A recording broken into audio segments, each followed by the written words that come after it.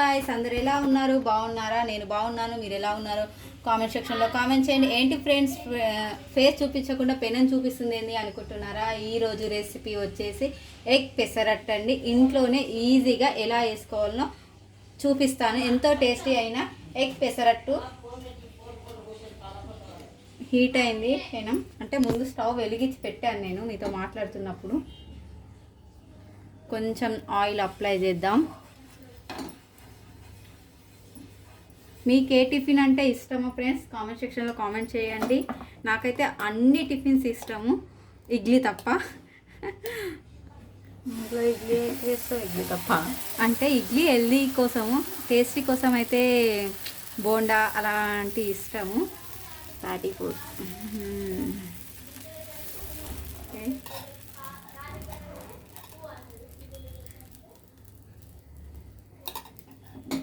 కొంచెం లైట్గా హైలో పెట్టుకోవాలి. హైలో పెట్టుకున్నాక ఇప్పుడు ఎగ్ బ్యాటరీ ఇలా వేయాలి. నాకు దోశ కన్నా ఎగ్ మీదనే ఎక్కువ ఇష్టము. ఎగ్ అంటే చాలా ఇష్టం అన్నమాట నాకు. మొత్తం దోశ మొత్తం ఇలా చేసేసుకొని ఎగ్ మొత్తం దోశ అంతా అప్లై చేసుకున్నాం.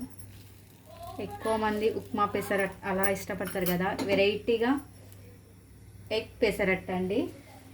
ఆయిల్ వేసుకుందాం. ఎగ్ ఉంది కదా, కొంచెం ఎక్కువ ఆయిల్, మరి ఎక్కువ కాదు, లైట్గా.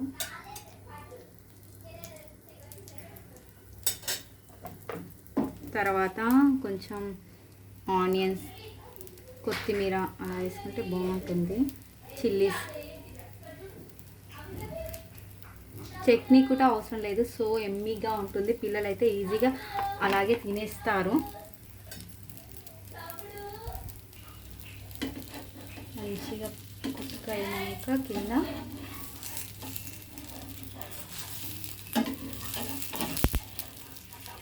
ఓగా ఇలా ఉంటాము.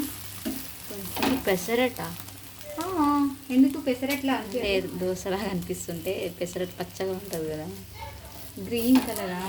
అంటే ఇది ఏమంటారు, మా ఇంట్లో పెసరట్టు.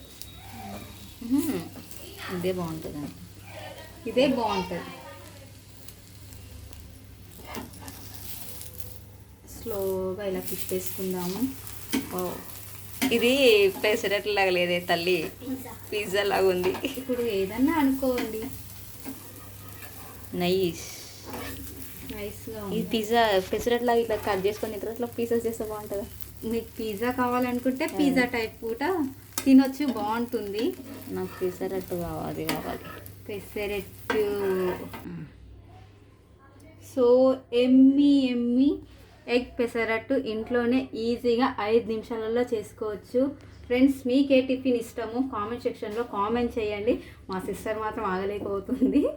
టేస్ట్ చేసి చెప్పు, ఎలా ఉందో చెప్పు. కొంచెం కాలుతుందా? ఓకే.